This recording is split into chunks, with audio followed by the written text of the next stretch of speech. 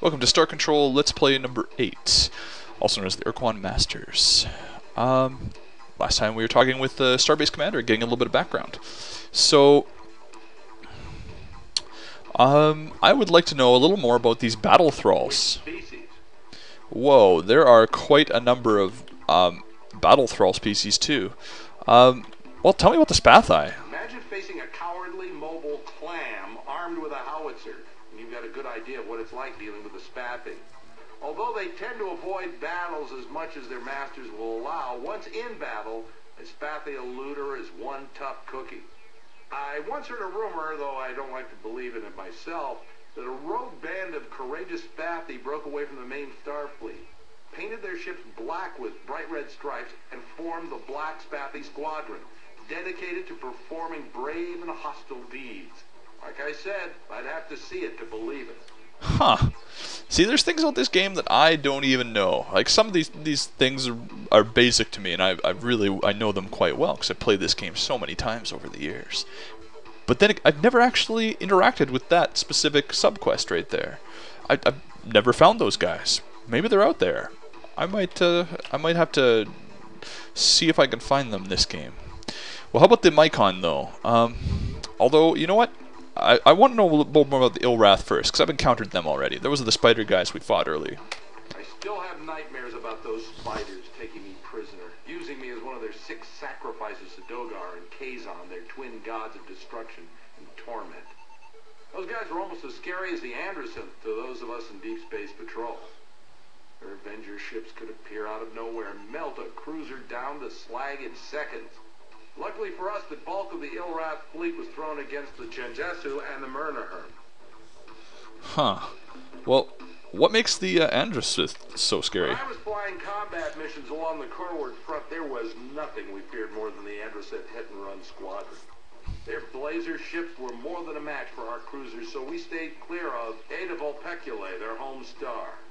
In addition, I think each of us aboard the ship knew deep down in our hearts that the Androsynth had a damn good reason for hating us. Our grandparents had kept them as slaves for nearly 50 years.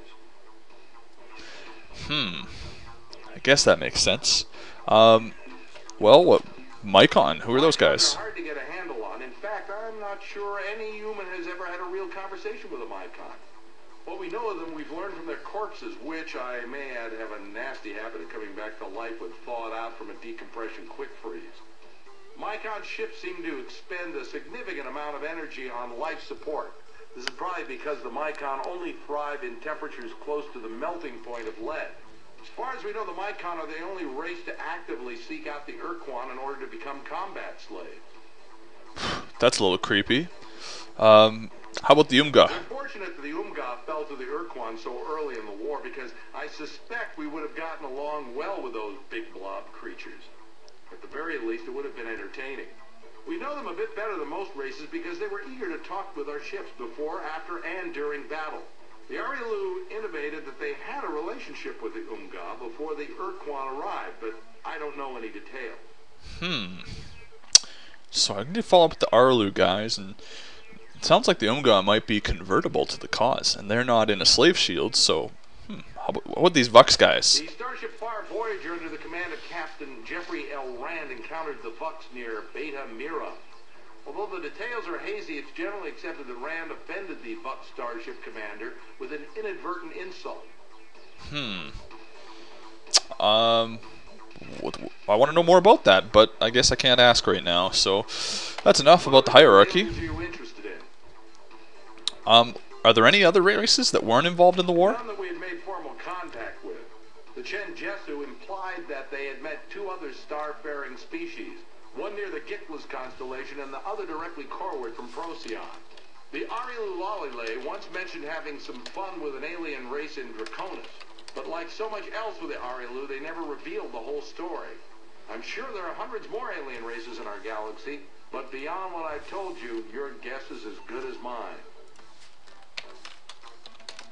So I'm just writing down that information here.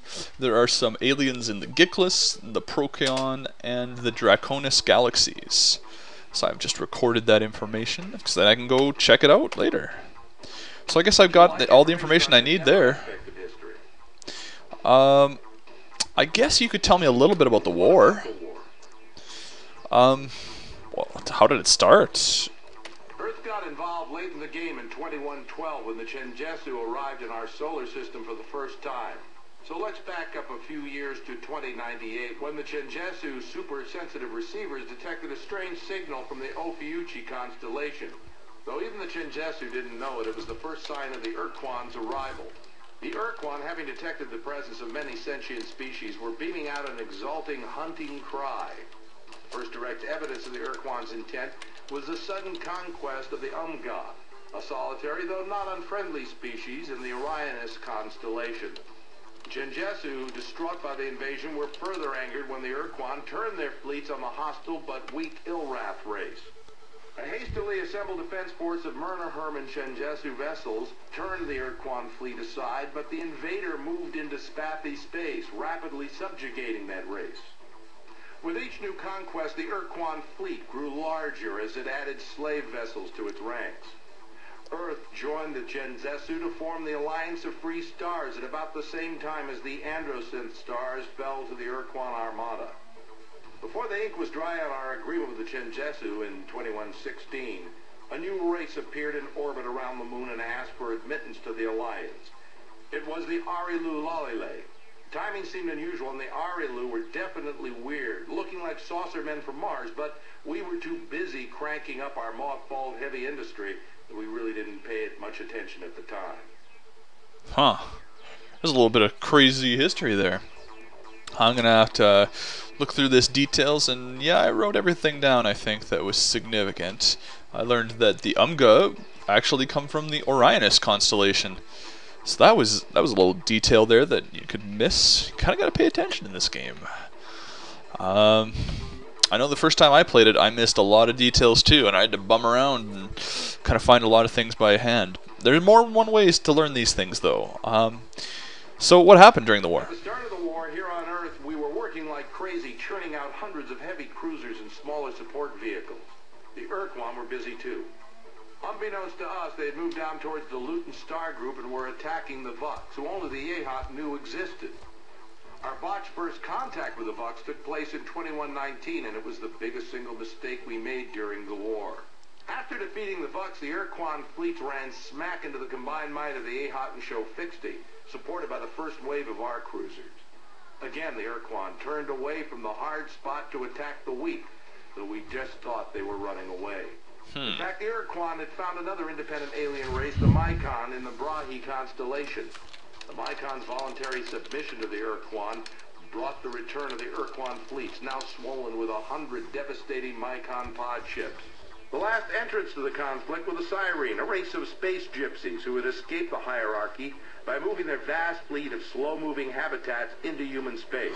With the side set, the last Urquan offensive began. So they keep dropping little hints about where things are located. So I know that the Mycon are now in Brahe. So, how'd the war end? The Urquan came roaring through Vux space and tried to push past the India and Mira star systems.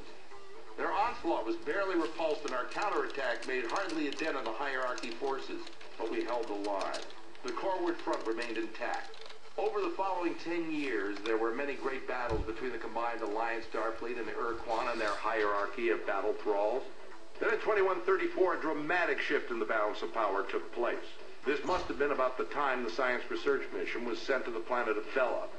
Our fleets were pushed back from the Indy-Mira line beyond Raynet. Holding Rigel caused grievously in Chenjesu forces, and the Urquan, recognizing this weakness, shifted to focus the brunt of their forces on Procyon. That was the last we heard from the Chenjesu and the Myrna Herm. A few weeks later, waves of ships hit us from all directions. When Ceres Station, our outpost on the asteroid belt, fell to the hierarchy, we knew we were beaten, but we fought on anyway. 3 days later, the Urquan vaporized our last remaining laser forts on the moon, and the dreadnoughts took up geosynchronous position above Rome, Moscow, Beijing, Tokyo, London, Buenos Aires, and Washington. We'd lost the war, and we knew it. But the Urquan decided to make it real clear. And that's why if you check any of our most recent maps, you won't find Buenos Aires. That's pretty sad. Gives you a little bit to go on, though. So what happened after the war? I will actually finish that question in our next Let's Play.